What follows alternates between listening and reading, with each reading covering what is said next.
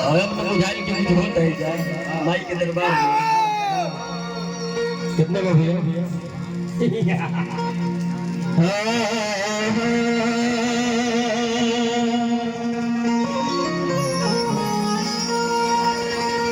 मन की तरंग मार लो,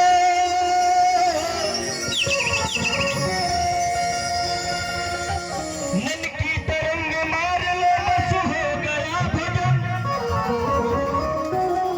आदत बुरी सुधार लो, बस हो गया भजन।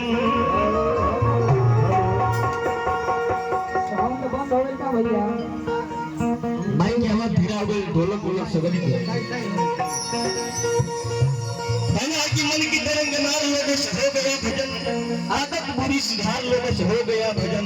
ये नहीं कि दिन भर पूजा पाठ करत नहीं आज दूसरे के बुराई बतिया मत। 5 मिनट पूजा करी, दिल के साथ बजे पूजा करो। प्रेम से बोल दी सच्चे दरबार की। कहे के भाई से भाई आज सिमर के भवानी मैया, अरे शारदा मैया हो, अरे मैया रे हमारी।